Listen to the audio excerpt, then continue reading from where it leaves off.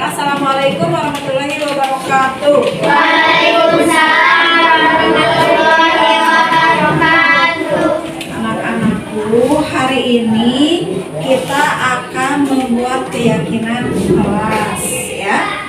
Nah, keyakinan kelas itu apa sih? Apakah keyakinan kelas itu sama dengan membuat peraturan atau sama dengan membuat kesepakatan kelas? Ya, jadi kita itu akan membuat seperangkat peraturan yang akan kita sepakati di kelas ini ya. Tetapi hasil dari curah pendapat kalian dan keinginan kalian sendiri ya, supaya di kelas kita ini menjadi disiplin atas kesadaran kalian sendiri, karena kalian yang menginginkan kondisi yang seperti apa yang nanti akan tercipta di kelas kita ini ya. Baiklah anak-anak, sebelumnya kita nyanyi dulu yuk. Apa lagu di sini senang, di sana senang? Yuk, 1, 2, 3. Di sini senang, di sana senang, di mana-mana hatiku senang. Di sini senang, di sana senang, di mana-mana hatiku senang.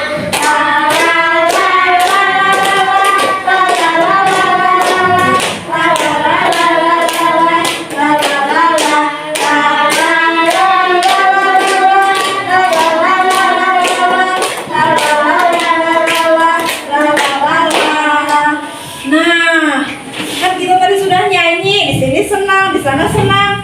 Kita belajar itu di kelas harus merasa senang ya. Di kelas kita itu harus merasa senang. Kenapa? Kalau kita belajar tidak senang, nanti pelajaran yang kita terima itu ya tidak ada yang akan menempel ya di diri kita, tidak ada perubahan perilaku di diri kita. Oleh karena itu di kelas kita harus nyaman. Nah, kalau kalian mau di kelas kita itu nyaman, iya ibu juga mau tanya dulu, mau tidak di kelas kita ini selalu senang? Mau dong. Mau di kelas kita nyaman? Oleh karena itu ibu mau mendengarkan curah pendapat kalian. Maunya kalian itu seperti apa, ditulis namanya, dan keinginan kamu itu kelas kita itu seperti apa. Misalnya saya ingin kelas ini selalu bersih, atau saya ingin di kelas ini tidak ada yang membawa sampah sembarangan. Saya ingin misalnya ya, silakan ditulis di kertas sticky note ini, kemudian langsung ditempel di yang warna pink, curah pendapat ya. Silahkan ditulis dalam waktu 1 menit. Dalam waktu 1 menit, kamu kan pasti sudah mencita-citakan saya mau kelasnya seperti apa. Saya mau kelas ini bebas dari sampah misalnya. Saya mau kelas ini bebas dari pengganggu misalnya ya. Bebas, silakan kalian tulis. Lalu kalau sudah selesai ditulis, kalian tempel di sini ya. Kalian tempel di sini hasil curah pendapat kalian.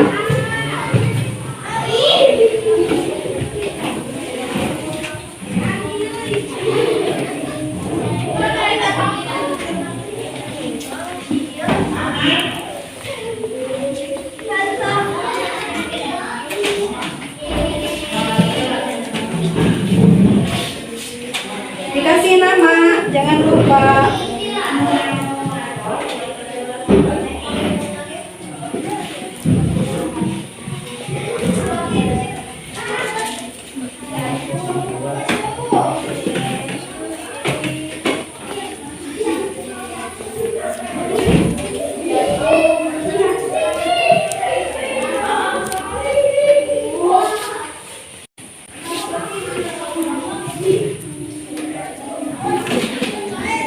Kalau yang sudah selesai boleh ditempel ya di sini ya. Di ibu bantu nanti nempelnya biar kelihatannya teratur rapi.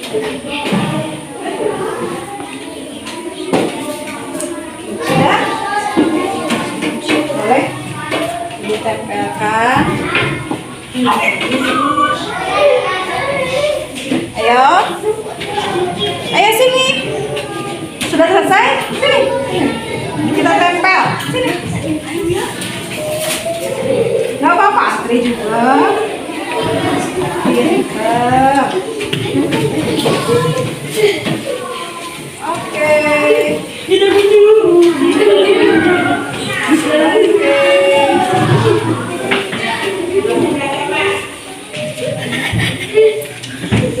Wah, keren. Kalian keren.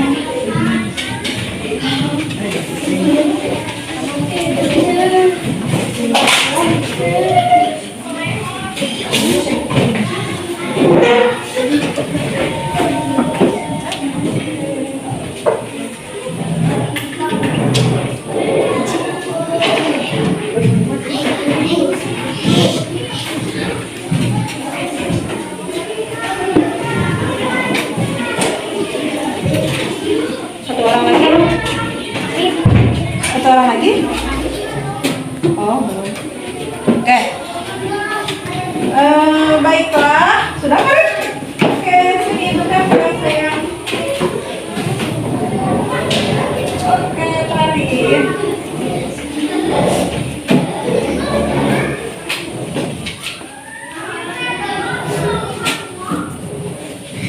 Nah, baiklah. Terima kasih kalian sudah mencurahkan keinginan kalian di post-it tadi. Ibu bacakan satu-satu ya. Ini menjadi bersih dan mandiri. Oke, Salma. Kata Aidil, saya ini mau di kelas ini tidak ada yang saling mengejek. Oke, Aidil. Kemudian kata Muhammad Ridwan, keinginan saya di kelas ingin selalu bersih dan sehat. Iya, oke. Kemudian kata Nonik, bermain dengan teman tanpa memilih-milih teman. Oke, tidak ada teman yang jahil. Oke, Nonik. Keinginan saya di kelas, saya tidak mau ada yang buang sampah sembarangan. Oke, kata Robi, saya ingin kelas ini bersih. Kata Arga, saya ingin kelas ini bersih dan sehat. Kata Keila, saya ingin kelas ini selalu bersih dan rapi. Oke. Saya kata Nada, saya ingin kelas ini menjadi lebih baik dan lebih nyaman, bebas dari kotoran atau sampah. Oke. Kemudian kata Laila, aku ingin kelas bersih dan aku ingin gak ada yang marah-marah. Nah loh. Kemudian kata Afifah, saya ingin kelas ini bersih dan nyaman dari sampah. Oke. Kemudian kata Ami, saya ingin kelas ini bersih. Saya ingin kelas ini tidak ada yang ganggu. Saya ingin kelas ini tidak ada yang membuli. Oke. Kemudian ada lagi kata Elisa, saya ingin kelas ini bersih. Saya ingin kelas agak gak berantakan. Saya ingin di kelas 5 gak berisik. Saya ingin kelas ini wangi. Oke. Kita kasih tepuk tangan dulu buat semuanya. Ayo kita tepuk salut untuk semuanya. Kalian tahu caranya? Tepuk salut. Salut, salut. Salut, salut. Salut. Terima kasih anak-anakku. Ternyata kalian hebat ya, bisa mencurahkan pendapat tentang bagaimana keinginan suasana di kelas kita.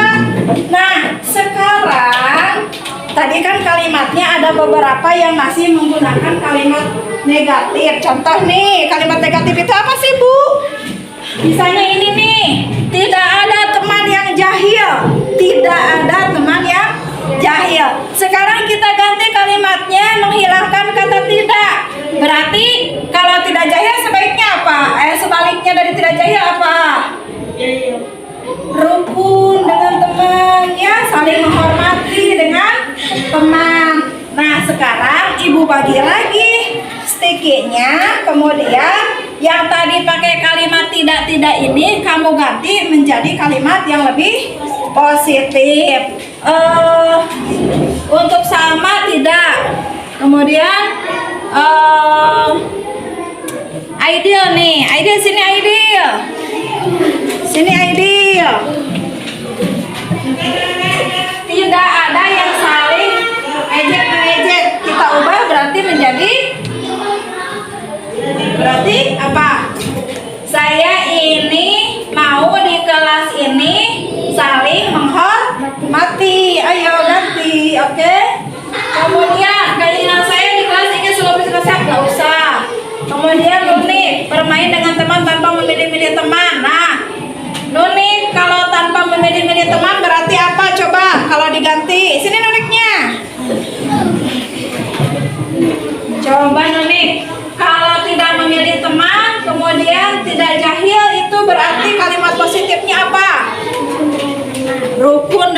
teman. Bagus ya. Berarti kita tuh kalau tidak memilih teman berarti rukun ya.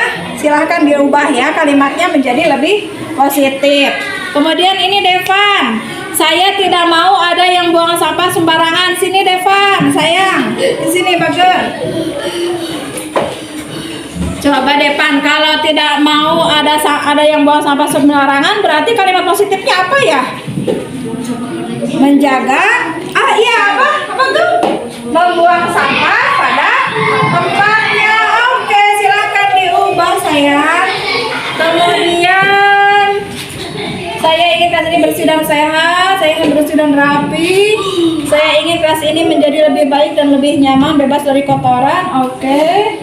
Aku ingin bersih, nggak ada yang marah-marah nih. Sini nih, Laila Wina, sini sayang. Kalau nggak marah-marah berarti apa tuh? Baik. Iya, ya, selalu berbuat baik, berkata baik, sopan santun. Oke, silakan diubah ya. Kemudian siapa ini? Saya ingin kelas ini bersih dan nyaman dari sampah. Oke, saya ingin kelas ini tidak ada yang ganggu, tidak ada yang membuli. Sini, Ami, sini Mi.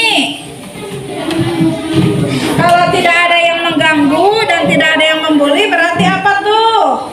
Kalimat positifnya ada yang bisa bantu? Ya, berarti ya, silakan dirubah. Coba apa coba? Kira-kira kalau tidak ada aman dan nyaman ya.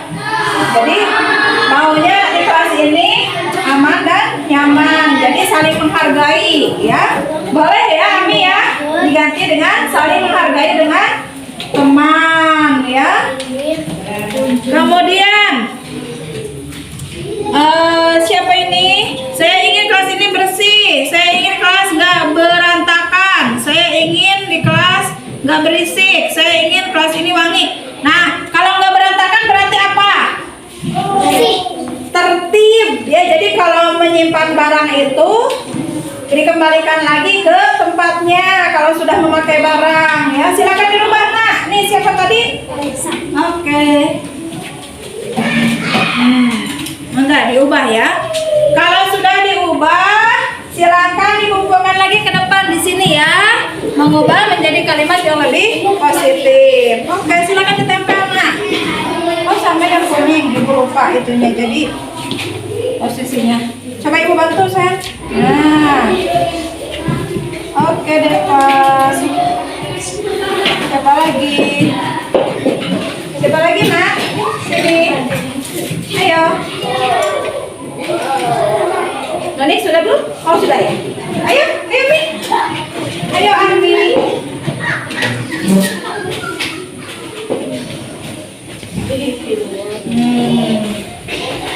Oke.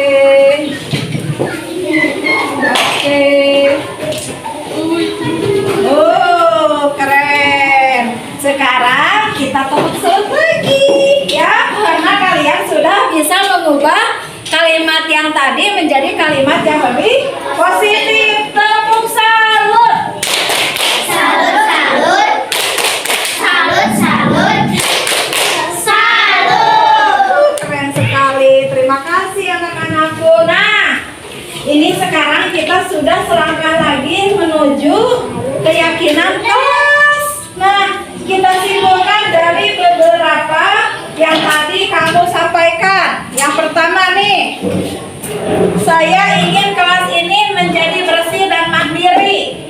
Nah, berarti keyakinan kelas kita itu menjaga kebersihan.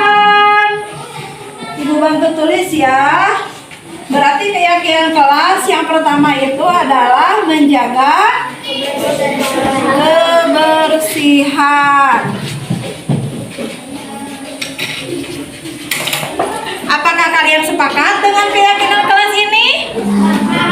Sepakat? Apakah kalian sepakat semua? Kalian akan bertanggung jawab untuk kebersihan kelas ini? Iya, jadi nanti tidak ada lagi yang membuang sampah sembarangan karena kita sudah sepakat bahwa kita ini akan menjaga kebersihan kelas kita. Oke, kemudian yang kedua, Yang kedua, saya mau di kelas ini tidak ada yang saling mengejek. Berarti keyakinan kelas kita itu adalah saling menghargai, tidak boleh mengejek temannya, ya. Kita mulai saat ini akan saling menghargai. Sepakat? Sepakat. Apakah kalian berjanji untuk bertanggung jawab dengan keyakinan kelas kita ini? Berjanji. Ya, harus ya, karena ini hasil kesepakatan kita. Kemudian, yang ketiga. Ini masih sama ya, di kelas saya ini selalu bersih dan sehat. Masih sama dengan yang poin ke-1. Kemudian, pendapat saya ini bermain dengan teman tanpa memilih teman. Tidak ada teman yang jahil. Tadi Nuni sudah merubahnya. Saya ingin rukun dengan teman. Berarti kesepakatan kita adalah rukun, menjaga kerukunan.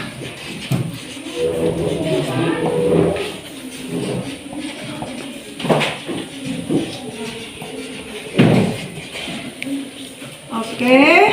Kemudian kesepakatan yang lainnya.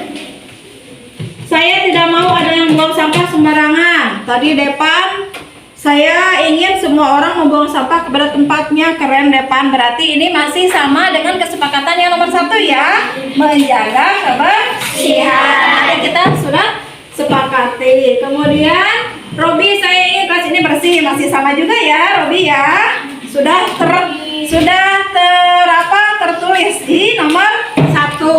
Kemudian kata Arga, saya ingin kelas ini bersih dan sehat. Sama juga Arga, sudah ditulis ya Arga ya, pendapat kamu di nomor 1. Kemudian kata Lovina, saya ingin kelas ini selalu bersih, juga sama di nomor 1. Oke.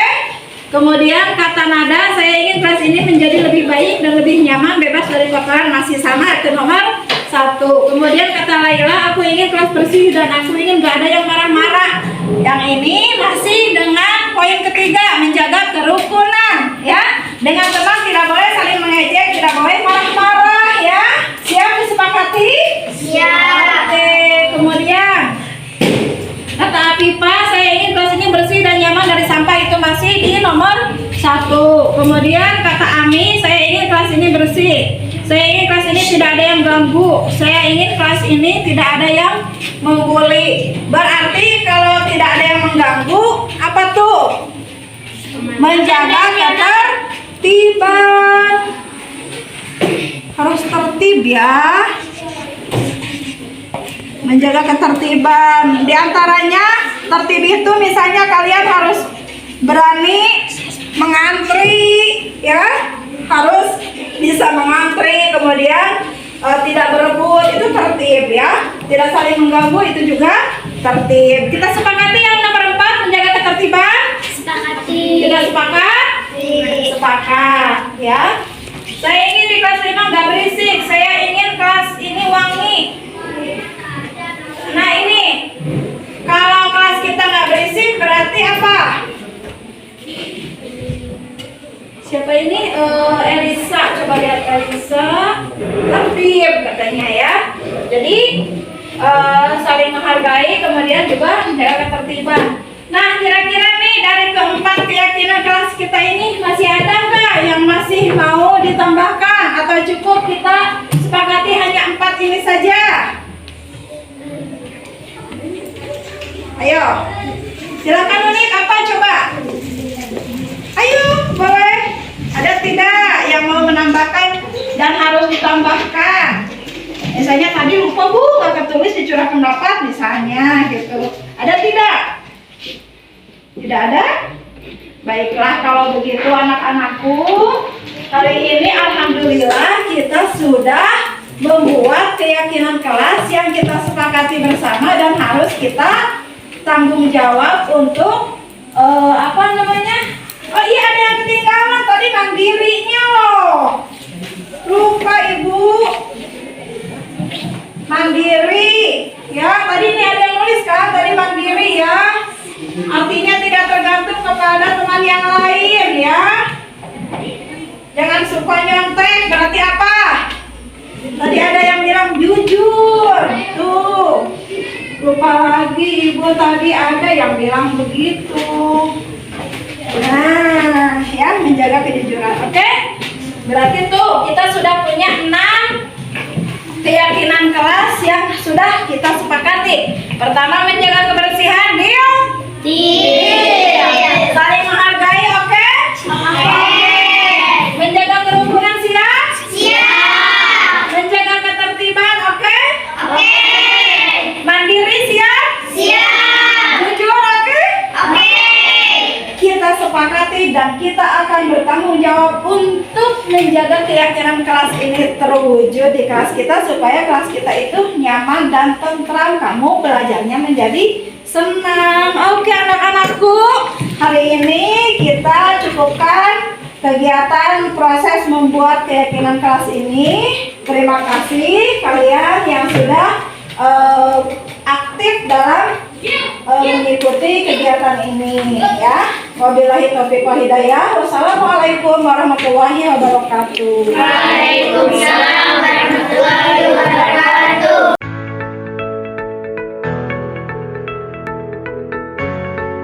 Nama saya Nulim Damayati, saya siswa kelas 5 SD Negeri Winaya Mukti. Saya sangat senang karena saya dan teman-teman dilibatkan dalam pembuatan keyakinan kelas.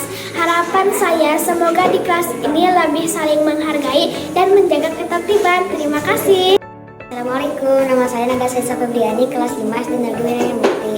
Hari ini saya sangat senang karena sudah berdiskusi dengan teman-teman tentang harapan kelas yang kami impikan.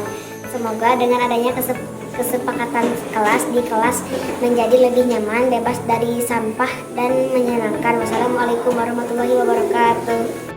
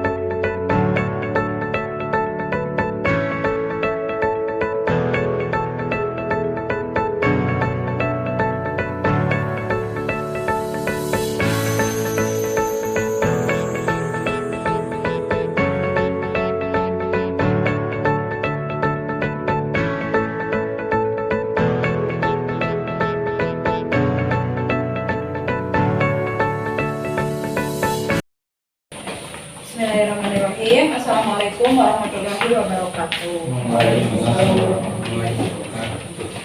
Bapak Ibu, terima kasih telah hadir di ruangan ini. Walaupun di jam-jam yang sangat rentan, waktunya istirahat, namun Bapak Ibu sudah berkenan hadir untuk mengikuti diseminasi budaya positif yang akan saya laksanakan pada hari ini. Baiklah, Bapak Ibu, penyebaran pemahaman budaya positif ini sebetulnya adalah salah satu tugas aksi nyata di modul 1.4 budaya positif di kegiatan guru penggerak angkatan 11 ya. Yuk. Saya perkenalkan diri terlebih dahulu. Saya sendiri Dewi Kuresin, saya CGP Angkatan 11 di tahun ini. Alhamdulillah saya didampingi oleh pengajar praktik Bapak Ratno Saputra SPD dan fasilitator Ibu Tati Mariati SPD NPD.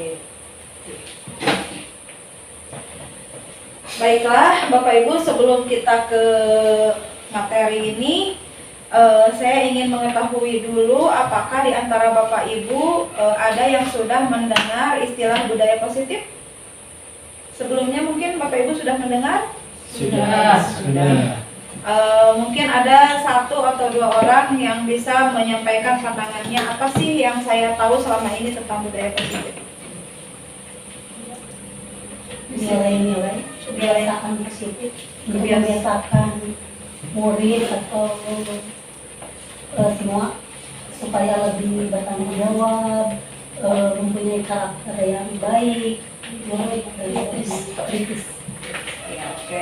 Nilai-nilai kebaikan ya yang harus dimiliki oleh anak-anak. Baiklah, ada lagi yang bisa memberikan pandangan mengenai budaya positif? Kedisiplinan positif yang lebih baik. Kedisiplinan positif, jadi menegakkan disiplin ya, disiplinan yang lebih baik ya. Jadi budaya positif itu kita membiasakan anak disiplin, tetapi dengan kesadaran dari dirinya sendiri, bukan hanya karena mereka itu dipaksa untuk mengikuti aturan ya. Budaya positif di sekolah sangatlah penting untuk mengembangkan anak-anak yang memiliki karakter yang kuat sesuai profil pelajaran Pancasila. Jadi kalau sekolah itu diibaratkan adalah tanah, maka tanah yang ada di sekolah ini harus bisa menciptakan lingkungannya itu menyenangkan, menjaga, dan melindungi murid dari hal-hal yang tidak baik, ya, baik secara fisik maupun secara mental. Jadi mereka itu betul-betul dihantarkan kegiatan pembelajarannya itu dengan kondisi yang senyaman mungkin dan sekondusif mungkin. Baiklah Bapak Ibu, apa saja esensi yang ada di modul 1.4 ini yang sudah saya pelajari di modul ini diantaranya adalah perubahan paradigma belajar, teori kontrol, disiplin positif, keyakinan kelas, kebutuhan dasar manusia dan dunia berkualitas, motivasi perilaku manusia, 5 posisi kontrol, dan segitiga restitusi. Itu yang sudah dipelajari. Yang pertama, kita akan masuk di disiplin positif dan nilai-nilai kebajikan universal. Nah, Bapak Ibu, kalau kita selama ini yang Bapak Ibu pahami, disiplin itu seperti apa sih? Mentaati aturan. Oke, mentaati aturan, apalagi? Membiasakan diri. Membiasakan diri, oke. Ada lagi jawaban yang lain? Taat ya, yang kita tahu itu membiasakan diri, taat, kemudian menaati aturan. 3 hal yang Ibu Bapak sampaikan tadi kita cocokkan dengan merdeka menurut Ki Hajar Dewantara. Merdeka itu artinya tidak hanya terlepas dari perintah, akan tetapi juga cakap buat memerintah diri sendiri ya. Untuk menciptakan murid yang merdeka, syarat utamanya adalah disiplin yang kuat. Disiplin yang dimaksud adalah disiplin diri yang didasari motivasi internal. Artinya, disiplin itu bukan menghambat kemerdekaan murid. Disiplin itu bukan anak-anak tidak merdeka, tetapi sebaliknya, untuk merdeka itu mereka perlu disiplin. Ya. Jadi konsepnya kalau selama ini anak-anak akan berhasil jika menaati aturan, menegakkan disiplin. Tetapi kita lupa bahwa anak-anak itu harus merdeka, ya. Merdeka dalam artian menegakkan disiplin itu adalah salah satu bentuk kemerdekaan mereka juga, yaitu membutuhkan sesuatu untuk menghantarkan mereka menuju mandiri, menuju profil pelajar Pancasila. Ya. Nah, Bapak Ibu, kata disiplin ini mungkin kita pernah dengar juga ya, istilah-istilahnya sudah tidak asing lagi bagi kita sebagai pegawai negeri ya, atau kita yang bekerja di dunia pendidikan ini. Disiplin ini sesuatu hal yang sudah familiar ya. Namun yuk kita sama-sama kita bacakan apa yang saya sampaikan di sini. Maka disiplin itu berasal dari bahasa Latin, yaitu disciplina, yang artinya belajar. Artinya aja belajar. Kita kan selama ini tadi konsep awal di pemikiran kita malah aturan ya. Ternyata secara bahasa pun disiplin saja sudah belajar artinya ya. Sedikit ada perbedaan mungkin ya ketika kita menganggap bahwa disiplin itu adalah menaati aturan, ternyata secara bahasa pun disiplin adalah belajar. Disiplin membuat orang menggali potensinya menuju sebuah tujuan apa yang dihargai. Jadi dengan disiplin ini kita itu apa yang dituju adalah nilai-nilai yang dihargai oleh universal ya, seantero dunia ini meyakini bahwa nilai-nilai tersebut harus dilakukan gitu ya, harus didapatkan ya, sehingga disiplin ini tujuannya adalah menggali potensi sesuatu yang bisa dicapai dengan nilai-nilai kebaikan. Namun dalam budaya kita, makna kata disiplin telah berubah menjadi sesuatu yang dilakukan seseorang pada orang lain untuk mendapatkan kepatuhan. Nah, kan seperti tadi Bapak Ibu memberikan pendapat bahwasannya disiplin itu jadi seolah-olah si A memerintah kepada si B dan si B ini harus patuh kepada si A gitu ya. Seolah-olah seperti itu ya. Jadi berubahlah gitu ya di pandangan kita. Asalnya disiplin itu ternyata belajar, di lapangan ya pada kenyataannya di budaya kita malah seperti itu fenomenanya ya. Kecenderungan umum adalah menghubungkan kata disiplin dengan ketidaknyamanan. Dipaksa namanya juga ya. Jadi tidak nyaman anak-anak itu ketika menegakkan disiplin ya. Bukan dengan apa yang kita hargai atau pencapaian suatu tujuan mulia, betul ya. Jadi bukan karena kita itu merasa harus mencapai nilai-nilai kebajikan ya, tetapi saya harus disiplin itu karena aturan sekolahnya seperti itu misalnya ya. Seperti jadi kita ternyata selama ini mungkin saya sendiri tidak tahu dengan Bapak Ibu, mudah-mudahan tidak sama dengan saya. Ternyata kita ini salah besar dalam mengartikan makna disiplin. Yuk. Bapak Ibu, lalu tadi saya sudah menyabit-nyabit nih nilai-nilai kebajikan ya. Apa sih nilai-nilai kebajikan itu dan apa hubungannya dengan disiplin? Seperti yang saya katakan bahwa ketika disiplin kita itu berusaha menegakkan nilai-nilai kebajikan. Nah, nilai-nilai kebajikan adalah sifat-sifat positif manusia yang merupakan tujuan mulia yang ingin dicapai setiap individu. Contoh kecil. Siapa nih yang bisa menyebutkan satu aja sifat-sifat kebajikan yang ingin kita capai? Satu aja, satu kata. Ada yang bisa menyebutkan? Empati. Empati. Berarti memang kita itu harus punya rasa empati kan kepada orang lain, dan itu kita ketahui secara bersama bahwa kita itu harus memiliki sifat empati. Oke, apalagi yang lainnya? Tanggung jawab. Tanggung jawab, betul. Itu tanggung jawab itu adalah sebuah sifat yang mengandung nilai kebajikan yang kita sepakati bersama ya, bahwa setiap orang itu harus bertanggung jawab. Nilai-nilai tersebut bersifat universal dan lintas bahasa, suku, bangsa, agama maupun latar belakang. Betul sekali. Misalnya nih, ketika suatu negara ada peperangan, semua anggota dari masyarakat di dunia pasti menganggap bahwa peperangan itu adalah bukan nilai kebajikan. Sebaliknya dari peperangan, mereka harusnya mendapatkan kedamaian, ketentraman. Jadi tidak usah melihat suku apa, bahasanya apa, agamanya apa, yang namanya ketentraman, kebahagiaan, itu pasti semua sepakat bahwa itu termasuk nilai kebajikan. Tidak ada yang bertentangan dengan hal tersebut. Artinya diyakini oleh seluruh dunia bahwa nilai kebajikan itu memang harus didapatkan dan ditegakkan ya. Yuk.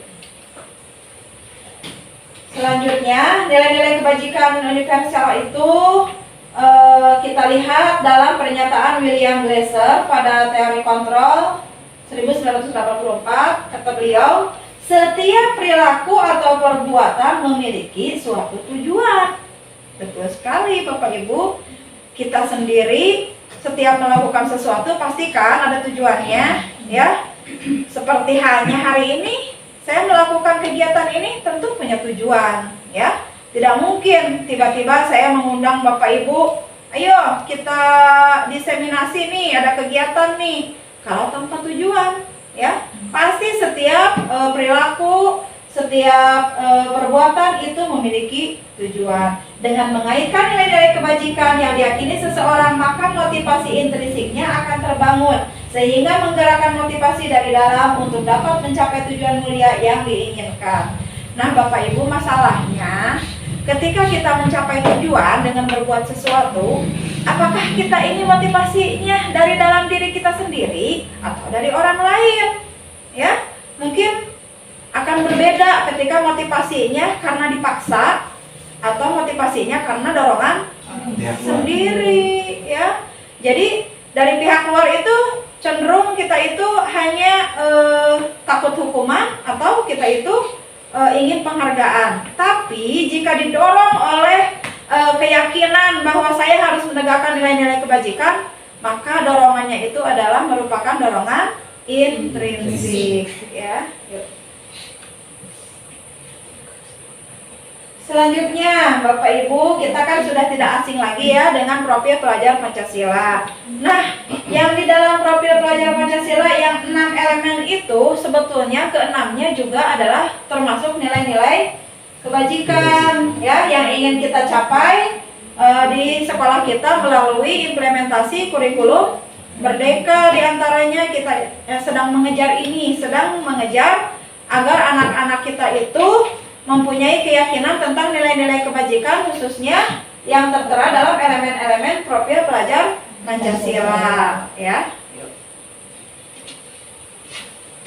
Nah, kita sampai ke yang kedua, yaitu teori motivasi, hukuman, dan penghargaan restitusi. Baiklah Bapak Ibu, seperti tadi saya sudah ungkapkan bahwa setiap manusia itu berperilaku pasti mempunyai tujuan. Nah, tujuan itu pasti ada motivasinya. Motivasi ini terdiri dari dua motivasi, yaitu eksternal dan internal. Nah, yang termasuk motivasi eksternal itu apa? Contohnya, yang untuk menghindari hukuman. Ini sebetulnya motivasinya eksternal, karena orang lain kan yang mendorong kita untuk melakukan perbuatan tersebut, ya. Karena kita takut dihukum, akhirnya kita melakukan sesuatu. Kemudian motivasi eksternal yang kedua adalah ingin imbalan atau penghargaan, ya. Jadi seseorang berbuat hanya karena dia itu ingin dihargai atau mendapatkan sesuatu, ya, yang dia harapkan.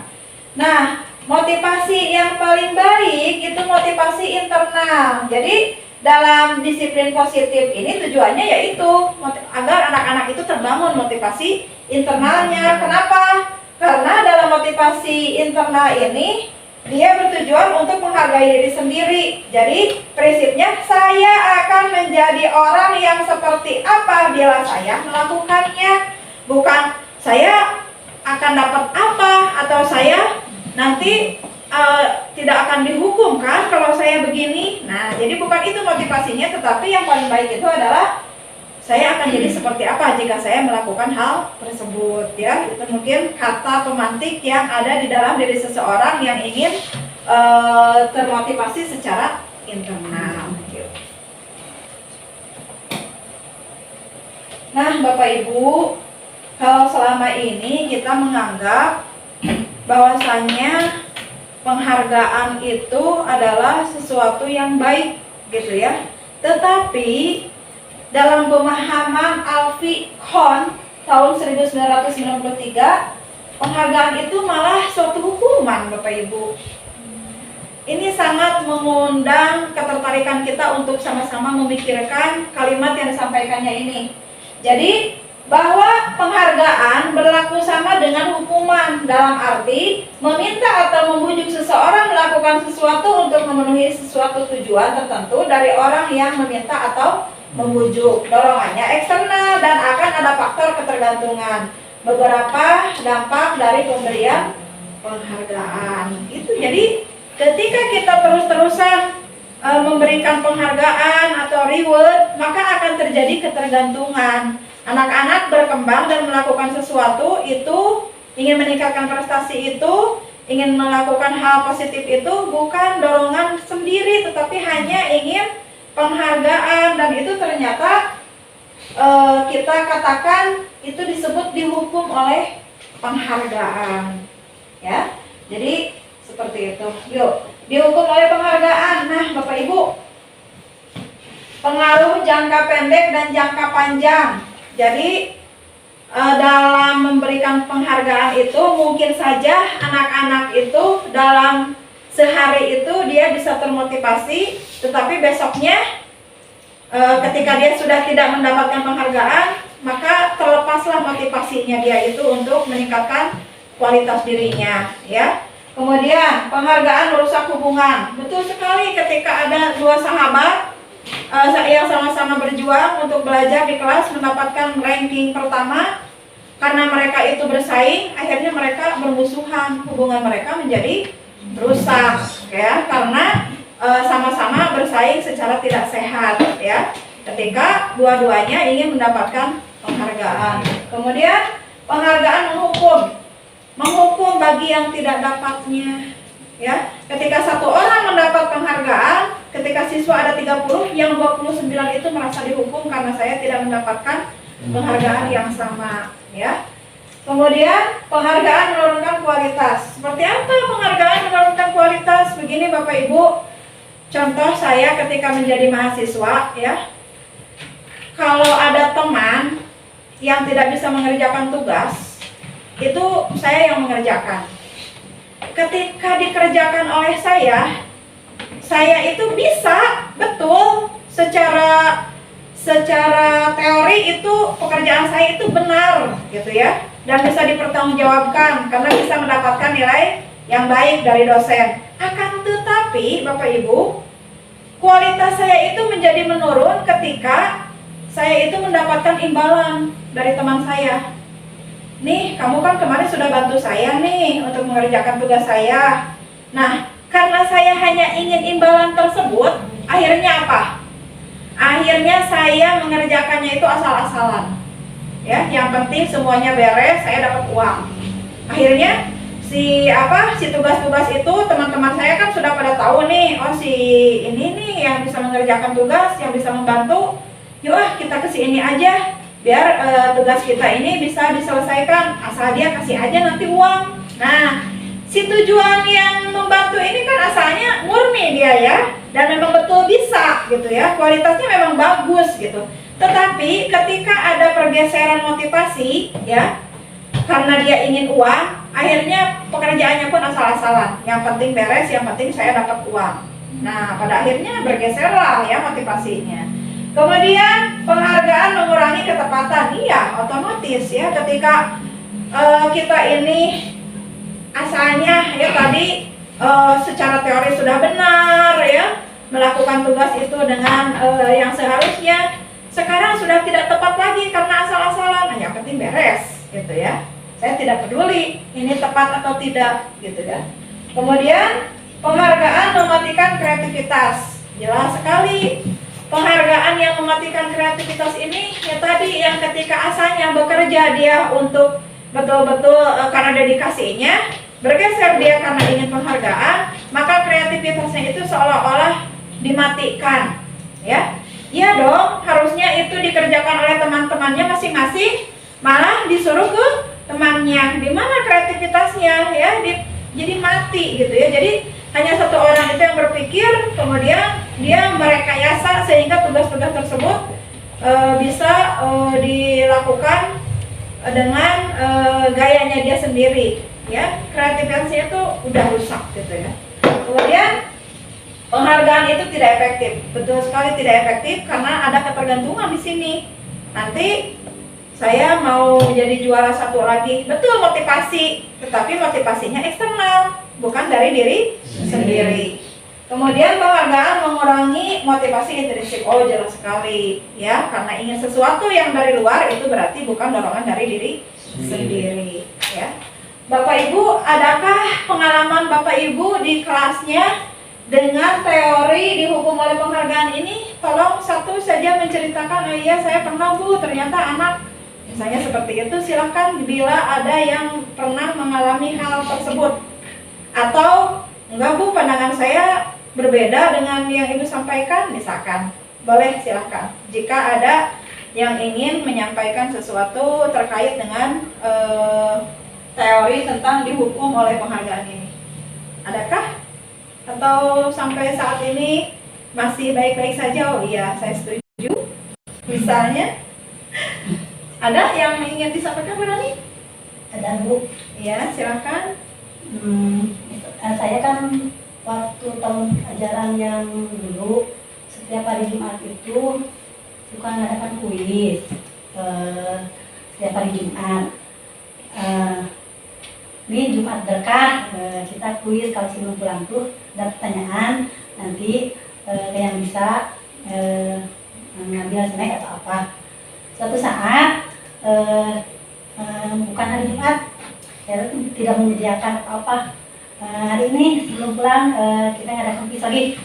Terus ada anak yang nyeletuk, Bu, ada snacknya enggak? Seperti itu. Ketagihan. Ya, ketagihan. Terus waktu kemarin juga waktu ada acara perpisahan kelas 6, ada seorang murid, nanti ya kamu ditugaskan untuk membaca Al-Quran. Terus anaknya bilang, Bu, ada upahnya? Ya. Masya Allah. Ya, begitu berarti hanya 2 kasus tadi. Ya. Tuh Bapak Ibu, terbukti kan yang namanya dihukum dengan penghargaan ini betul terjadi. Artinya kita harus bergeser dari kebiasaan memberikan penghargaan yang berdampak seperti itu, ya. Jadi tadi katanya Bu Rani biasanya hari Jumat itu suka bawa snack, Jumat berkah, kemudian ada kuis, anak-anak menjawab, lalu dikasih snack yang bisa menjawab. Akhirnya ketika mengadakan kuis dan tanpa snack, anak-anak bertanya, Bu, snacknya mana? Nah, itu adalah bentuk ketergantungan, bentuk ketagihan. Jadi motivasinya snack, gitu ya. Jadi bukan karena mereka itu ingin belajar, gitu ya, pada akhirnya. Kemudian tadi katanya ada anak yang disuruh ngaji ketika di acara tertentu. Kemudian dia bertanya, ada upahnya enggak? Nah, sampai seperti itu Bapak Ibu ya. Jadi miris sekali anak-anak kita kalau terbentuk seperti itu gitu ya. Tapi tidak semua. Iya, yaitu hal-hal kecil yang menjadi contoh ya. Ternyata betul adanya bahwasanya kalimat dihukum oleh penghargaan itu seperti itu di lapangan ya. Memang terjadi seperti itu. Baiklah Bapak Ibu, kalau kita tadi kan terus jadi timbul kan di benak Bapak Ibu, terus kalau kita tidak boleh kasih penghargaan, terus kita bagaimana cara memotivasi anak-anak untuk menerapkan nilai-nilai kebajikan? Nah ini Bapak Ibu, yang pertama beri pengakuan secara khusus, ya. Anak-anak biasakan kalau bisa melakukan hal kecil apapun, Ibu harus akui, wah, tulisan kamu sekarang bagus ya. Wah, kamu pinter ya, suka membantu teman kamu. Ah, kamu mah ringan tangan ya, kalau lihat ibu bawa yang berat-berat suka langsung membantu. Itu berilah pengakuan hal kecil apapun. Misalnya dia habis dicukur nih, rapi. Kamu ganteng ya sekarang, rambutnya rapi. Tidak panjang lagi, tidak gondrong lagi. Nah, beri pengakuan secara khusus dan secara pribadi, ya. Lalu apakah tidak boleh memberikan pengakuan ke semua murid? Boleh, ya. Ada kalanya kita, wah murid ibu di kelas 5 ini hebat. Nah, contohnya ya. Jadi kalian emang murid ibu yang terbaik dan sebagainya. Jadi bisa secara klasikal, bisa juga secara individual, ya. Tapi harus secara bergantian, jangan sampai ada yang terlewat. Usahakan misalnya Bapak Ibu punya siswa 30, usahakan 30-nya pernah diberi penguatan secara verbal maupun secara fisik. Minimal Ibu usap-usap, pinter, soleh, ya. Nah, jadi hal-hal seperti itu kita biasakan untuk lakukan ya secara bergantian dan tersentuh semua secara individu, ya. Dilakukannya individu iya, secara klasikal juga Iya. Kemudian beri pengakuan secara konsisten. Jangan hanya karena ada kesenangan di diri kita baru memberikan pengakuan kepada mereka. Pas kita lagi mumet nih, pikiran lagi nggak enak, ketemu sama murid aja mukanya masem gitu ya.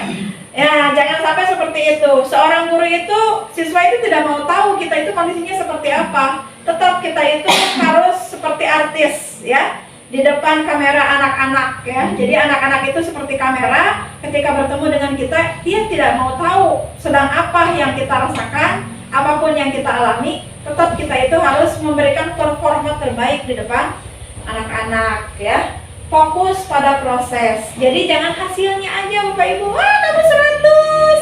Good, nilai kamu 100. Wah, kamu berhasil, bukan hanya di situ, tapi lihat prosesnya. Ketika belajar, Bapak Ibu itu melihat prosesnya, itu yang harus sangat didorong dan dihargai, sehingga mereka betul-betul termotivasi untuk menghasilkan sesuatu yang lebih baik gitu ya. Yuk. Bentuk program kebajikan. Nah, ini contoh-contoh kalimatnya nih. Misalnya, kemarin saya perhatikan kamu itu bla bla bla gitu ya. Misalnya pernah kita melihat dia itu membantu temannya yang sedang sedih misalnya ya. Rasa empatimu besar sekali ya pada saat menolong murid baru di kelas kita. Gitu, itu contoh-contoh dalam memberi penguatan ya, atau memberi apresiasi. Kemudian, saya menghargai kepedulianmu pada saat kamu membantu temanmu pada tugas kelompok. Ini contoh-contoh kalimat penguatan ketika kita ingin memberikan apresiasi. Terima kasih untuk rasa tanggung jawabmu pada saat kamu memungut kertas yang berserakan di lantai. Jadi ada anak yang tiba-tiba beberes aja ya, beres-beres sendiri, walaupun dia itu bukan jadwal pikir. Saya pernah mengalami itu ya. Jadi ada siswa yang senangnya tuh beres-beres aja. Jadi dia tuh nggak senang kalau lihat ada sampah gitu ya, berantakan. Terus kalau kelasnya kotor itu nggak suka. Tiba-tiba dia itu di waktu istirahat dengan sendirinya tanpa diperintah dia itu misalnya nyapu gitu ya, atau membuang sampah gitu ya. Nah, kita beri apresiasi secara langsung saat itu juga. Wah, kamu keren. Atau kalau misalnya kita tidak sempat hari ini, besoknya, kemarin kamu ibu lihat nyapu ya di kelas, padahal kamu kan bukan jadwal piket misalkan. Kamu hebat ya, ternyata kamu itu memang terbiasa untuk menjaga kebersihan di kelas. Jadi biasakan menggunakan kalimat-kalimat positif untuk memberikan apresiasi kepada siswa kita. Yuk. Nah, kita sekarang sudah sampai di konsep keyakinan kelas. Nah, Bapak Ibu, mengapa tidak peraturan? Mengapa keyakinan? Coba ada tidak yang bisa memberikan alasan kenapa ya sekarang namanya malah jadi keyakinan kelas bukan peraturan kelas? Ada tidak sedikit saja ulasan yang mungkin Bapak Ibu sudah sedikit pahami gitu, atau sudah mendengar gitu alasannya? Adakah? Iya, enggak. Contohnya misalnya agar siswa dapat mewujudkan nilai-nilai baik yang dia yakini dan dia miliki berdasarkan kesadaran dirinya. Mantap, betul sekali Bapak, terima kasih. Betul sekali, perbedaan keyakinan dengan peraturan itu ada di motivasi ya Bapak. Jadi kalau disiplin, kalau aturan maksud saya, kalau aturan yang selama ini kita tampang, kita buat, nih anak-anak jeplok aja ya, ditempel di dinding. Kamu harus taati peraturan-peraturan ini yang sudah disepakati oleh sekolah misalnya, bukan disepakati dengan mereka, tapi ini kita yang sendiri yang membuat, kepala sekolah dan guru-guru membuat aturan, kamu harus taat, jeplok di tiap kelas gitu. Apa dampaknya? Mereka hanya menaati aturan bukan dari motivasi intrinsik, tetapi tetap merasa tertekan ya, karena takut hukuman atau karena ingin penghargaan. Nah, bedanya ya seperti itu. Jadi ketika kita meyakini sesuatu itu adalah baik, maka dia melakukannya karena ingin berbuat baik ya. Mengapa kita memiliki peraturan membuang sampah di tempatnya? Mengapa? Jawabannya untuk kebersihan. Betul sekali. Mengapa kita memiliki peraturan kelas? Peraturan harus datang tepat waktu pada saat mengikuti pelatihan. Karena kita harus bertanggung jawab dan menghargai orang lain, ya. Bukan jawabannya, karena kalau saya tidak membuang sampah pada tempatnya, maka saya akan kena denda, ya. Atau jawaban dari peraturan mungkin karena saya kalau tidak tepat waktu nanti saya akan dipermalukan, ya, seperti itu. Jadi bergesernya motivasi ini luar biasa. Dari motivasi itu karena saya yakin kalau saya datang tepat waktu maka teman-teman saya akan merasa senang karena merasa dihargai, ya. Dan ini merupakan rasa tanggung jawab saya, gitu ya. Yuk, lanjut. Nah, ini juga pertanyaannya. Mengapa kita memiliki peraturan tentang penggunaan helm pada saat mengendarai kendaraan dua motor? Untuk menjaga keselamatan. Roda dua atau motor. Betul sekali. Untuk menjaga keselamatan. Kalau jawaban yang motivasinya ekstrinsik kira-kira apa? Biar tidak ditilang. Biar tidak ditilang. Itu ya sering kita dengar, ya.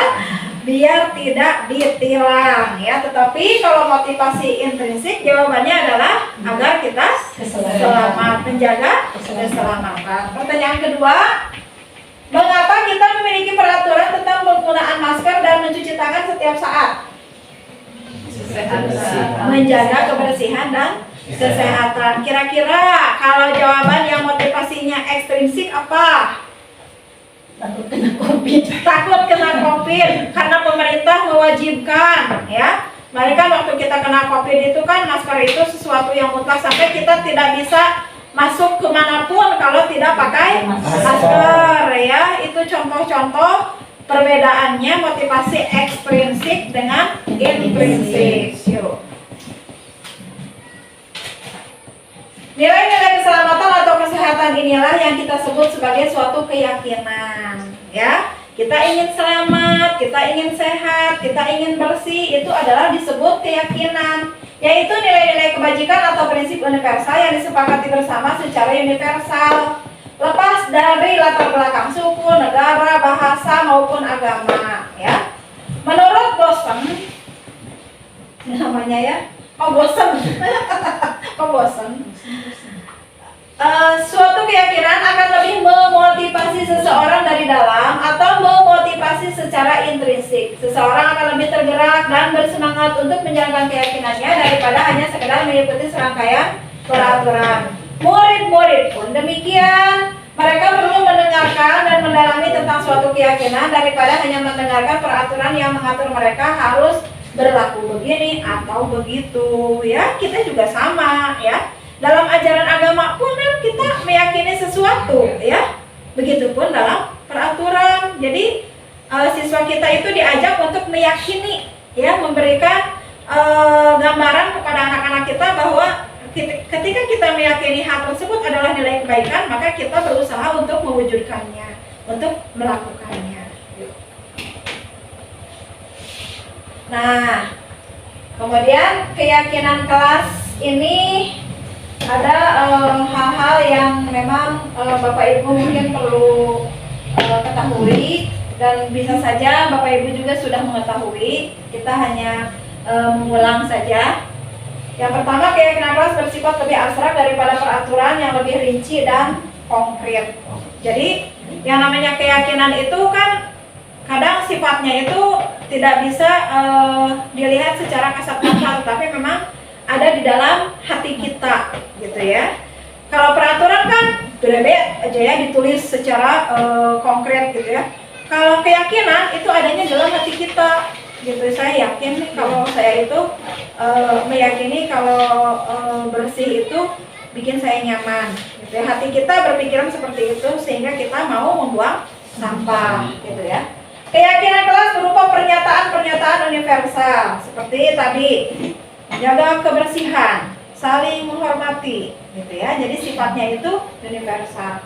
Pernyataan keyakinan kelas senantiasa dibuat dalam bentuk positif. Jadi hindari kata-kata yang negatif, misalnya tidak berisik di kelas, ya, atau tidak membuang sampah sembarangan. Kita hilangkan kata tidak dan jangan. Kita ganti dengan kalimat yang positif. Keyakinan kelas hendaknya tidak terlalu banyak sehingga mudah diingat dan dipahami oleh semua warga kelas. Tidak terlalu banyak, tetapi esensinya itu tercakup dalam kata-kata keyakinan kelas yang kita buat ya bersama anak-anak. Jadi kalau terlalu banyak, pada akhirnya anak-anak juga boro-boro ingin melakukannya ya. Ingat saja tidak. Enaknya itu ketika sedikit ya kita bisa betul-betul membuat anak itu ingat, oh iya ya keyakinan kelas kita ini adalah A, B, C, D gitu ya. Seperti itu. Kalau hanya sedikit, berbeda jika terlalu banyak, anak-anak akhirnya harus menghafal. Kembali lagi seperti peraturan akhirnya ya. Keyakinan kelas sebaiknya sesuatu yang dapat diterapkan di lingkungan tersebut ya dong ya, harus relevan dengan kelas kita ya. Jadi betul-betul hal yang berkaitan dengan suasana di kelas kita, yang mendukung pembelajaran di kelas. Kemudian semua warga kelas hendaknya ikut berkontribusi dalam pembuatan keyakinan kelas lewat kegiatan curah pendapat ya. Nanti saya share videonya bagaimana pembuatan keyakinan kelas itu yang diawali dengan curah pendapat, kemudian mengubah kalimat-kalimat yang sudah dibuat oleh anak-anak dalam curah pendapat itu menjadi kalimat yang lebih positif, kemudian diubah lagi menjadi nilai-nilai kebajikan yang disebut dengan keyakinan kelas ya. Langkah-langkahnya seperti itu. Bersedia meninjau kembali keyakinan kelas dari waktu ke waktu. Nah ini ya, jangan sampai kita miskonsepsi ketika berarti kalau sudah membuat keyakinan kelas ya sudah gitu ya, kita nggak usah ubah lagi, ini sudah paten. Nah tidak seperti itu ya. Ketika sudah ada keyakinan kelas, kita harus terus direfleksi. Barangkali dalam waktu misalnya paling lama nih 1 semester, di semester nanti anak-anak ada tidak keyakinan kelas yang ingin kita ubah, atau ada nggak misalnya hal-hal yang ingin kamu curahkan lagi ya dalam curah pendapat. Jadi terus direfleksi agar terus menjadi perbaikan gitu ya. Ya lanjut. Nah ini contoh keyakinan kelas ya. Setiap anggota kelas perlu belajar. Harus kita pahami bersama ya anak-anak bahwa semua orang itu perlu belajar. Artinya mereka tidak mau mengganggu teman yang lainnya karena semua sama-sama sedang belajar. Kemudian semua anggota kelas perlu senang. Nah, kalau kita berani mengganggu temannya, artinya dia kan sedang mengganggu kesenangan orang lain, merasa tidak senang lagi kan ya. Artinya mereka menyadari bahwa semua orang itu hatinya harus selalu happy, harus selalu senang ya. Kemudian setiap anggota kelas perlu melakukan tugas. Nah di sini kita meyakinkan anak-anak bahwasanya melakukan tugas itu adalah suatu keyakinan, nilai-nilai kebajikan yang harus dilakukan oleh anak-anak, sehingga mereka bertanggung jawab untuk selalu melaksanakan tugas ketika kita berikan tugas-tugas apapun ya, baik itu di kelas ataupun misalnya di kegiatan-kegiatan lain. Contoh kemarin ya, ada anak sampai tidak mau diberikan tugas menjadi pemimpin upacara. Nah itu salah satu bahwa anak itu belum diterapkan keyakinan kelasnya bahwa dia itu harus bertanggung jawab ketika diberikan tugas ya. Makanya harus disuburkan kembali, diingatkan kembali keyakinan kelasnya bahwa kamu itu harus bertanggung jawab ketika diberikan tugas. Setiap anggota kelas perlu saling menghargai. Nah, ketika ada kemarin di curah pendapat saya di kelas ya, tiba-tiba ada anak yang bilang, "Bu, saya nggak mau diejek lagi. Bu, saya tidak mau dibully lagi. Bu, saya tidak mau ada yang mengganggu ketika saya bermain, yang merebut mainan saya, atau mencoret-coret buku saya, atau mencoret meja saya." Ya. Nah, jadi anak-anak itu betul-betul harus memahami tentang keyakinan bahwa kita itu harus saling menghargai. Kemudian anggota kelas perlu merasa aman. Nah, ini juga ya sudah banyak terjadi, kita banyak lihat di TV ya, kejadian-kejadian di kelas itu itu sekarang sesuatu yang membahayakan, sampai ada yang meninggal, ada yang cacat. Kenapa? Mereka itu ternyata tidak merasa aman ya, karena kelasnya itu memang diganggu oleh temannya sendiri, atau bahkan ada yang dengan gurunya. Bapak Ibu, ya miris sekali. Yang seharusnya guru itu bisa menciptakan rasa aman dan nyaman, malah gurunya ini yang menyebabkan anaknya itu tidak nyaman dan tidak aman, sehingga berdampak luar biasa sampai kena kasus hukum seperti itu ya. Ini saya bacakan hanya keyakinan kelasnya salah satu saja ya. Yang keyakinan kelas ini silakan Bapak Ibu, ini hanya referensi satu contoh gitu ya. Yuk kita lanjut. Nah, kita sekarang ada di konsep yang keempat, yaitu 5 kebutuhan dasar manusia. 5 kebutuhan dasar manusia ini apa saja? Yang pertama, bertahan hidup ya. Kita kalau nggak makan ya nggak hidup. Kalau sekarang lagi tren apa? Kalau nggak apa nih? Sekarang tuh yang lagi tren tuh nggak nyenggol, nggak makan. Ya seperti itu. Nah itu sebetulnya sindiran ya. Artinya mereka para YouTuber itu bersaing, saling senggol, karena mereka itu ingin mendapatkan sesuatu yang lebih gitu ya. Padahal ya seperti itu. Jadi kebutuhan itu kan sering dilakukan, sering untuk memenuhinya itu dengan jalan yang negatif ya. Jadi yang patut kita teladani itu ya adalah orang-orang yang memang ketika selalu berprinsip pada nilai-nilai kebajikan ketika ingin memenuhi kebutuhan dasarnya. Jadi selapar apa, ya sesulit apa keadaannya, tetap dia menjaga nilai-nilai kebajikan. Ya. Yang pertama bertahan hidup, yang kedua kasih sayang, yang ketiga kebebasan, yang keempat kesenangan, yang kelima penguasaan. Yuk.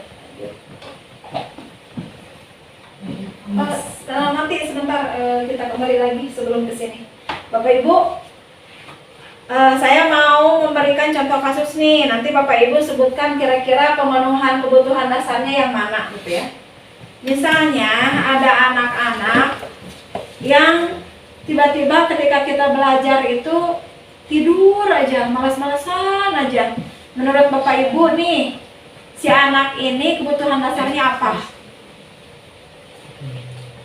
Di kelasnya tuh nggak ada motivasi gitu, tiduran terus gitu. Ketika kita melaksanakan kegiatan belajar mengajar, kerjaannya tuh tidur aja. Kira-kira kebutuhan dasar mana nih yang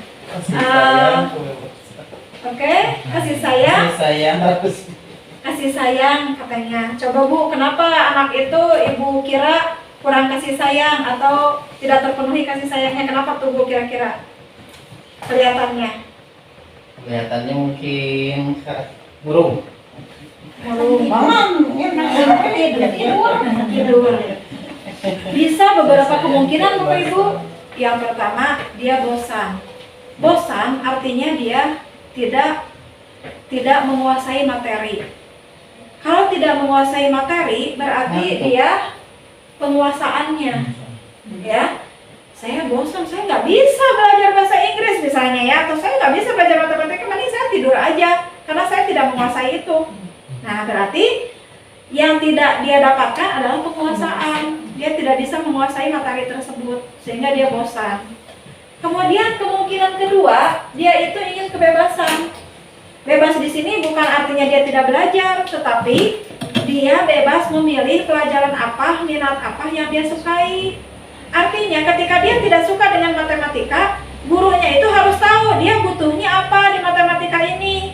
Tidak bisanya itu kenapa gitu loh. Jadi digali lagi penyebabnya dia tidak bisa itu apa. Oh ternyata dia memang butuhnya ini misalnya. Berarti dia itu bebas.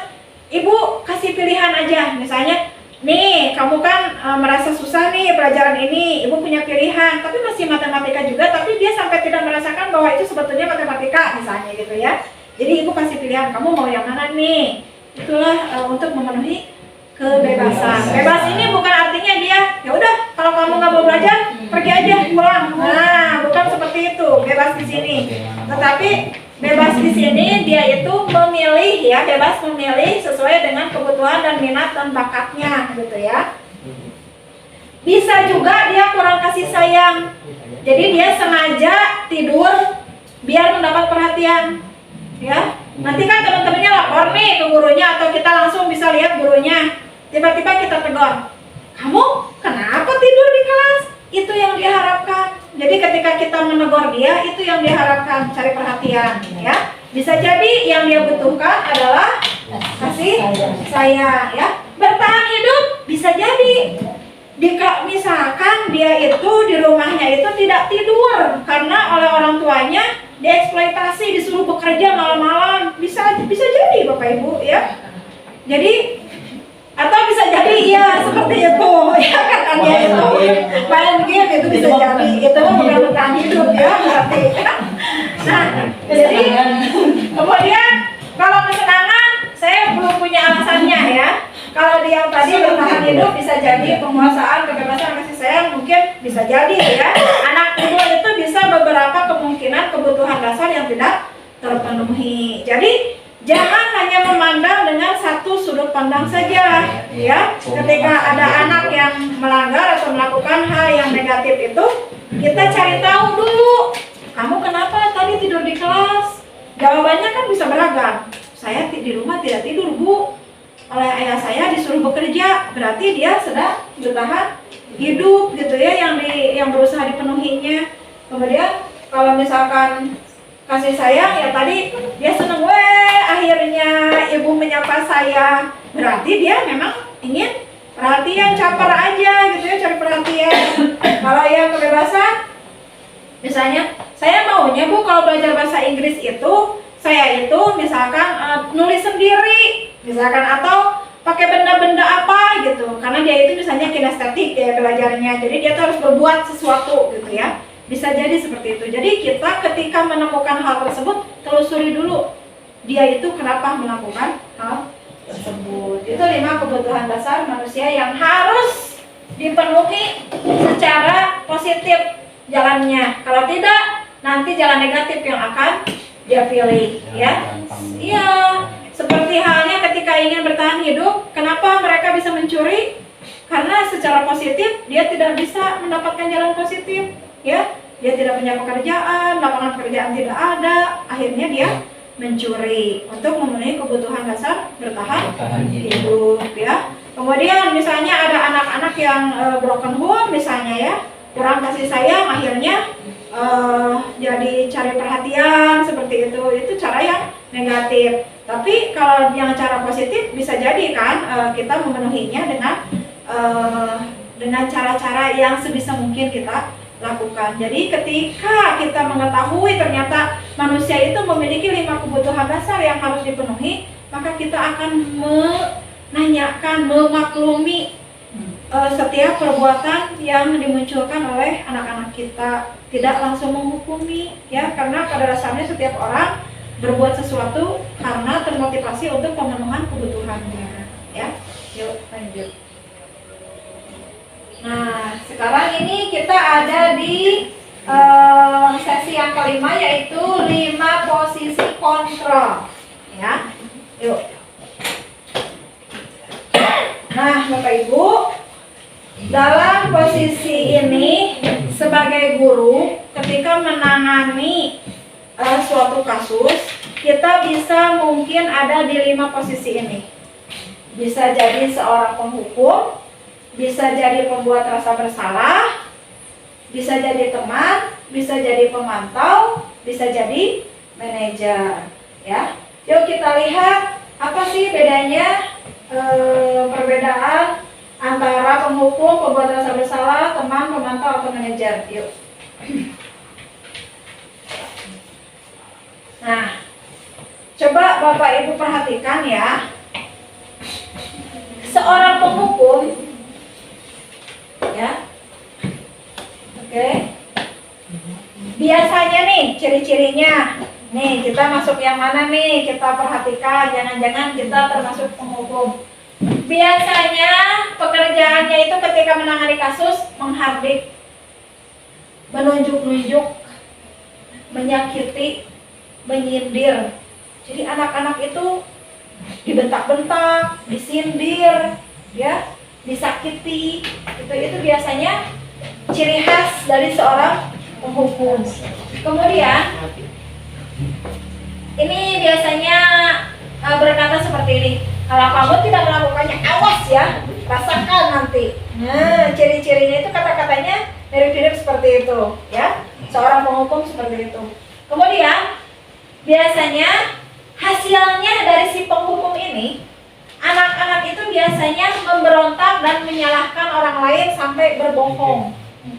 Enggak bu, saya emang enggak. Siapa ini yang mecahin kaca? Enggak bu, si Anu tadi yang ngajak saya. Kalaupun dia bersalah, dia berusaha mencari kambing hitam biasanya karena takut, saking takutnya dihukum, gitu ya.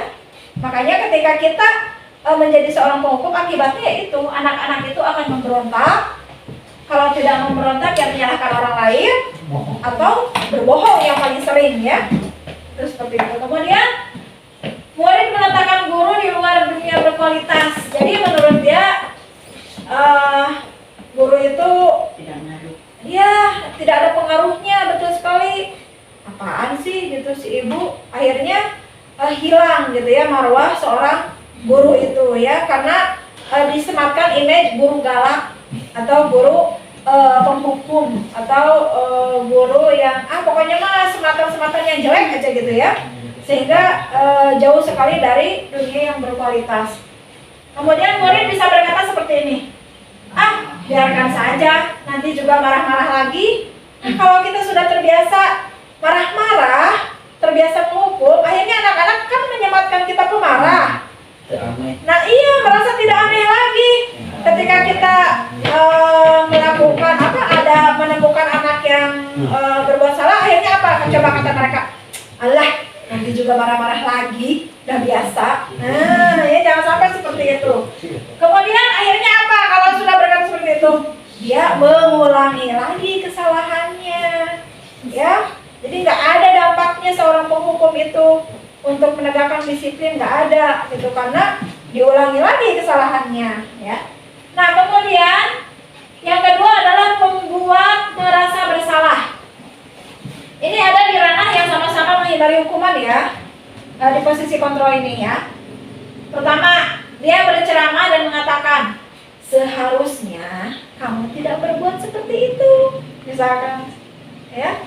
Harusnya kamu begini. Ibu kecewa sekali. Ibu kecewa kalau kamu sudah melakukan ini, saya. Dan itu dengan memelas, dengan halus tapi menyakitkan gitu ya, perkataannya itu. Ibu betul-betul kecewa. Kenapa kamu melakukan ini? Ya, dengan mimik yang menyedihkan, menagih simpati, ya pokoknya jadi wajahnya itu mengundang rasa bersalah dari si siswa, ya. Nah, atau si gurunya itu berkata seperti ini, seharusnya kamu sudah tahu. Ibu lelah sekali mengatakannya. Ibu stres. Ibu stres. Ya, ketika menghadapi kamu ibu terlibat, kamu itu sudah mengatakan ibu pusing, ibu stres. Nah, itu membuat anak-anak merasa bersalah, ya. Kalau kita merasakan itu. Kemudian hasilnya apa? Akhirnya anak-anak akan menyembunyikan kesalahannya itu, ya. Kemudian dia menyangka dan juga berbohong, ya, karena saya kan takut kalau disalahkan, ya. Saya nggak mau guru saya sampai seperti itu gara-gara saya. Akhirnya saya ya sangkal aja, enggak kok bu, saya nggak melakukan itu, gitu. Akhirnya itu, ya.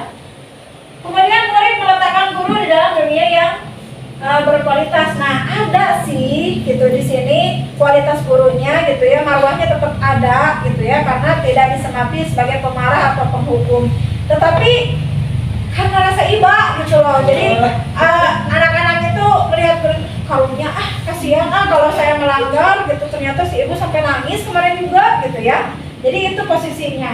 Kemudian akhirnya anak berkata apa? Bu, maafkan saya ya Bu. Itu karena merasa bersalah akhirnya dia berkata seperti itu. Saya minta maaf Bu. Nah akhirnya seperti itu. Dan apa yang terjadi? Merasa rendah diri. Itu yang paling berbahaya. Dan dampaknya dari saat ini sampai nanti dia dewasa itu akan terasa. Selanjutnya jangan harap dia bisa tampil, karena terus dia merasa dihantui oleh rasa bersalah, sehingga dia menjadi orang yang rendah diri. Nah, jangan sampai ya kita mengambil posisi yang ini kalau sedang menghadapi kasus. Kemudian ada lagi ini mengharapkan imbalan atau ketergantungan pada orang lain, motivasinya ya, yang ini. Nah, posisinya adalah sebagai teman. Nah, biasanya kalau sebagai teman sering membuat alasan-alasan untuk muridnya, ya. Misalnya kalau dengan teman itu kan keakrabannya itu dengan murid itu seolah-olah tidak ada jarak. Jadi ketika memberikan alasannya pun kadang-kadang sesuatu hal yang harusnya murid itu tidak tahu bahkan, gitu ya. Dikatakan kepada murid, misalnya, Ibu kesiangan, tadi di rumah misalkan air di kamar mandi itu misalnya kenapa gitu ya. Jadi tiba-tiba curhat gitu ya ke muridnya itu gitu ya. Itu kan tidak perlu juga ya seperti itu ya. Kemudian ayolah lakukan demi ibu. Atau masa kamu tidak mau? Ingat tidak ibu pernah bantu. Nah, menagih balasan misalnya saya tuh sebagai guru sering membantu dia. Kan ibu juga suka bantu kamu. Masa sekarang kamu tidak mau membantu ibu? Nah, itu seolah-olah meminta balasan yang setimpal dari siswa kita. Kemudian kadang ayolah demi ibu. Bisa kan demi ibu? Hanya demi ibu gitu ya. Jadi seolah-olah yang lain nggak ada, hanya ibu gitu ya. Kemudian apa yang terjadi? Ketergantungan ya, karena terjadi hubungannya itu terlalu dekat. Ketika dia itu tidak berhadapan lagi dengan si ibu itu, atau misalkan si ibu itunya sakit atau pindah tugas, maka dia begitu lagi karena dia mengharapkan yang membela dia, yang bisa menyelamatkan dia dari hukuman adalah si ibu itu, gitu. Itu terjadi hubungan ketergantungan. Jadi murid meletakkan guru sebagai orang yang sangat penting, ya. Jadi saya tidak bisa hidup tanpa ibu, seolah-olah seperti itu ya. Jadi itu posisi guru sebagai teman itu seperti itu. Ketika ibu tidak ada, saya tidak bisa, gitu ya. Kemudian saya pikir bapak atau ibu teman saya ternyata begitu ya. Jadi dia berpikirnya itu ya ibu atau bapak gurunya itu adalah temannya, gitu ya. Kemudian apa dampaknya? Lemah, tidak mandiri, dan tergantung ya. Kalau tidak ada ibu itu dia tidak lagi menjadi dirinya sendiri ya, tidak mandiri lagi ya. Sehingga apapun yang dia lakukan hanya tergantung pada si guru itu. Mau lakukan apa, nanya lagi ke ibunya atau ke bapak gurunya. Ya, ibu, nggak apa-apa kalau saya mau begini, nggak apa-apa. Jadi dia tidak punya dia pendirian, tidak percaya diri, betul. Tidak punya inisiatif untuk melakukan sesuatu, hanya tergantung saja ya dengan arahan gurunya. Kemudian ada lagi Bapak Ibu, kalau posisi sebagai pemantau. Pemantau itu kerjaannya menghitung dan mengukur. Ini kamu datang jam 10 misalkan ya. Berapa jarak rumah kamu ke sini? Biasanya seperti itu contohnya seorang pemantau itu ya. 10 kilo Pak, bisa atau 10 kilo Bu. 10 kilo ke sini kira-kira berapa menit? Nah, sampai seperti itu ya. Kalau seorang pemantau itu untuk menegakkan aturan itu sampai berhitung, sampai seperti itu. Kemudian mengukur apakah ini tuh sesuai dengan aturan atau tidak. Contoh, ketika memakai sepatu putih dan seharusnya sepatu hitam, maka dia tidak menanyakan alasannya, tetapi ini warnanya putih, harusnya hitam ya. Jadi bahasa-bahasanya itu betul-betul tok kepada aturan ya. Pokoknya seorang pemantau itu kata kuncinya adalah penegak aturan, seolah seperti itu.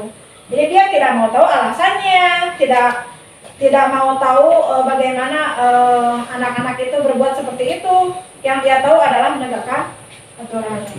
Nah kan pertanyaannya pun pasti seperti itu. Apa peraturannya? Kamu tahu kan? Kemudian menyesuaikan diri bila diawasi, itu dampak dari hasil dari siswa yang oleh pemantau. Ya, jadi hanya bila diawasi dia taat, kalau tidak diawasi dia melanggar lagi, gitu ya. Hanya kita itu seolah-olah sebagai malaikat, gitu ya, malaikat yang mencatat perbuatannya dia, seolah-olah seperti itu. Dilihat terus menerus, oh kamu salah, kamu benar, oh kamu udah benar, kamu salah, dan sebagainya, ya. Jadi terus aja. Jadi anak-anak tuh takut hanya kalau diketahui, kalau tidak diketahui berarti nggak apa-apa gitu. Jadi prinsipnya seperti itu anak-anaknya, ya. Kemudian boleh meletakkan guru peraturan dan hukum di dunia berkualitas. Jadi dalam dunianya dia, yang paling harus dia fokuskan adalah menegakkan aturan, ya. Jadi harus aturan hukum. Di otaknya seperti itu yang dia pahami, gitu ya, anak-anak yang akibat dari hasil dari pemantau itu. Kemudian muridnya ini biasanya nih perkataannya, berapa banyak bintang yang saya harus peroleh. Misalnya ibu terbiasa di kelas itu memberikan reward bintang. Ketika syaratnya mendapatkan snack, itu bintangnya harus dapat 30 misalnya, ya. Akhirnya anak nanya, ibu kalau saya mau snack itu harus berapa bintang yang saya dapat? Nah itu contohnya seperti itu, ya. Atau berapa halaman yang harus saya tulis, itu sering terjadi di kelas, ya. Ibu ini dari mana ke mana nulisnya? Ya. Ibu ini mengerjakan tugasnya dari nomor berapa sampai nomor berapa? Itu contoh-contoh kecil, ya. Itu adalah contoh bahwa akibat seorang guru itu sebagai pemantau. Berarti selama ini kita memantau murid itu ketika belajar itu sedemikian rupa sehingga anak-anak itu berpertanyaannya kepada kita seperti itu, gitu ya. Kemudian apa yang terjadi dampaknya kepada murid kalau kita sebagai pemantau menitik beratkan pada konsekuensi atau hadiah untuk dirinya, ya. Jadi ini bahayanya. Jadi hanya tergantung pada penghargaan dan takut konsekuensi dari melanggar, tuh ya. Yang terakhir adalah posisi manajer. Motivasinya adalah motivasi intrinsik, menghargai diri sendiri, ya. Kenapa seorang manajer itu akan menghantarkan anak menghargai diri sendiri? Karena kita lihat seorang guru sebagai manajer itu biasanya mengajukan pertanyaan-pertanyaan pemantik yang sangat mendorong anak-anak itu untuk menjawab dengan seharusnya, ya. Yang kembali dijawab oleh hati nuraninya, ya. Apa yang kita yakini, ya. Apa yang bisa kamu kerjakan untuk memperbaiki masalah ini? Jadi ketika anak berbuat salah, alasannya apa? Ditanyakan. Kemudian kira-kira kamu sudah melanggar keyakinan kelas atau belum? Sudah mewujudkan keyakinan kelas atau belum? Keyakinan kelas kita itu apa yang kamu langgar? Sampai seperti itu, ya. Kemudian dilakukan juga oleh kita menguatkan pribadinya. Ketika salah jangan bikin dia down, tetapi justru dikuatkan. Ibu tahu kok kamu senang kalau lempar-lemparan, gitu ya. Bukan artinya kita membenarkan bahwa dia itu berbuat seperti itu, tetapi untuk menguatkan dia supaya tidak merasa down, ya. Tetapi kamu tahu kan keyakinan kelas kita bahwa di kelas itu harus tertib. Jadi kalau lempar-lemparan terus kena ke kepala orang, kamu sudah merugikan orang lain. Nah seperti itu. Jadi terarah, gitu ya, dari pertanyaan-pertanyaan yang membuat dia menyadari kesalahannya dan ingin memperbaiki dengan motivasi intrinsik, ya.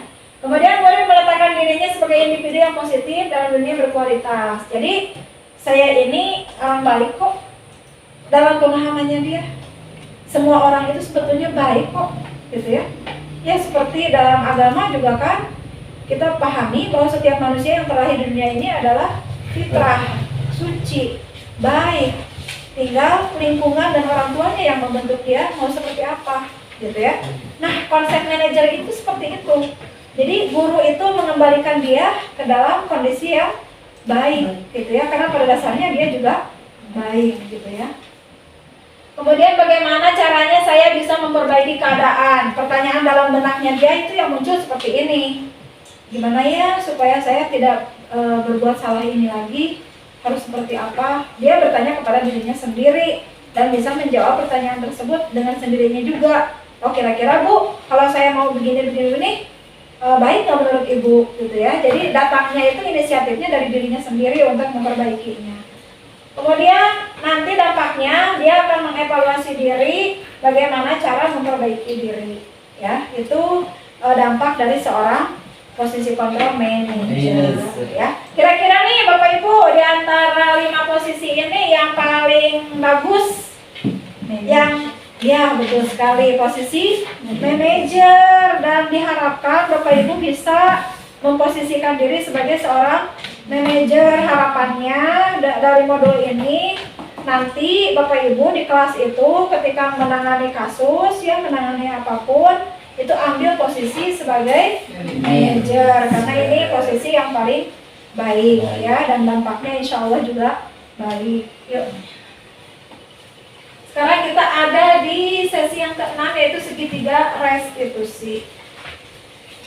Bapak Ibu, segitiga restitusi ini terdiri dari 3 komponen. Yang pertama menstabilkan identitas, yang kedua validasi tindakan yang salah, dan yang ketiga menanyakan keyakinan. Jadi dalam menstabilkan identitas itu seolah-olah kita itu mengembalikan emosinya dia yang misalnya sedang marah, gitu ya. Kita kembalikan dia itu menjadi semakin seolah-olah jangan sampai dia masih di puncak yang tinggi emosinya, kita berusaha stabilkan dia, turun itu dalam waktu 30 detik biasanya, ya, metodenya itu bisa, ya. Jadi diamkan dulu, jangan langsung ditangani secara emosi juga, ya. Turunkan dulu emosinya anak-anak ketika dalam kasus tertentu, ya. Kemudian divalidasi tindakan yang salahnya. Oh, kamu berbuat salah ini kenapa alasannya, ya? Ibu tahu kok, ya, seperti itu. Kemudian keyakinan kelasnya juga diingatkan kembali, ditanyakan kembali kepada si anak. Yuk lanjut. Nah, dalam menstabilkan identitas itu kita sebaiknya bisa memilih kata-kata contohnya seperti ini. Misalnya, berbuat salah itu hal yang manusiawi. Kemudian tidak ada manusia yang sempurna. Bapak Ibu juga pernah buat salah. Kemudian kita pasti bisa menyelesaikan permasalahan ini. Bapak Ibu tidak tertarik untuk mencari tahu siapa yang benar, siapa yang salah, lebih tertarik untuk menyelesaikan masalahnya.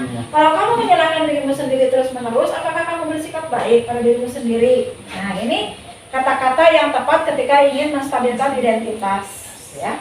Yuk, lanjut. Nah, kemudian di yang kedua validasi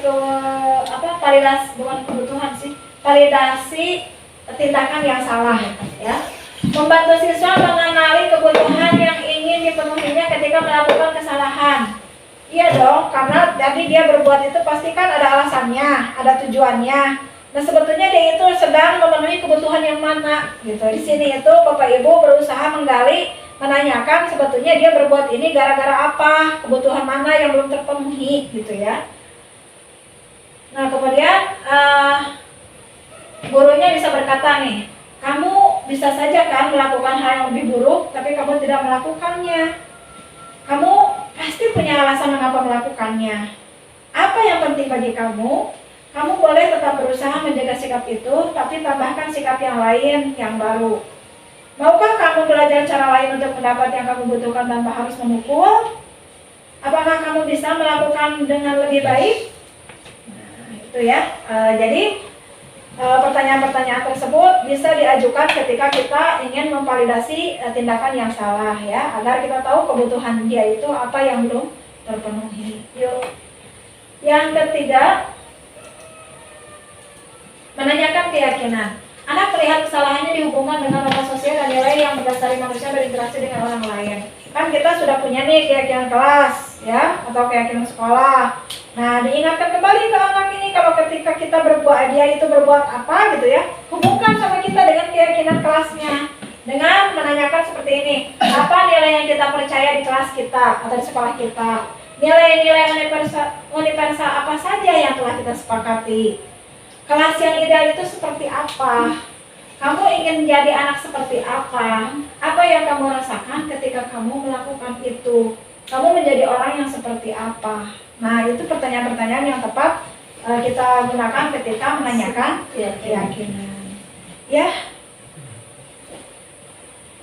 Nah, ini Bapak Ibu langkah-langkah atau intervensi 30 detik ketika kita tiba-tiba mendapati anak-anak sedang melakukan hal yang di luar peraturan ya atau keyakinan kelas.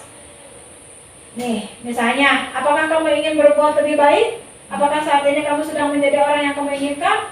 Apakah ini jadi 30 detik ini bisa ditanyakan secara refleks. Artinya jadi tidak mesti restitusi itu dilakukan secara khusus, misalnya menetapkan anak sampai diundang dan sebagainya.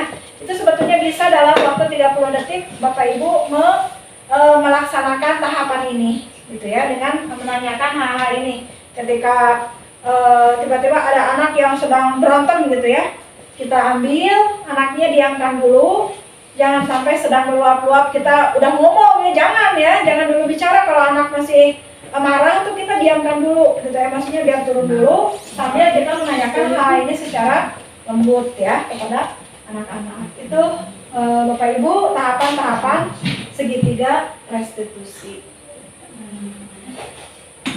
Oke, baiklah Bapak Ibu, yang bisa saya sampaikan dalam budaya positif adalah seperti yang kita ikuti tadi. Kemudian selanjutnya saya mengharapkan Bapak Ibu bisa berefleksi atau memberikan umpan balik dengan melalui umpan balik yang nanti saya akan bagikan yang disebut dengan discall. Apa sih discall? Ya, umpan baliknya ini saya ambil gaya yang discall karena lebih simpel dan mungkin Bapak Ibu bisa isinya itu dengan dalam waktu yang singkat.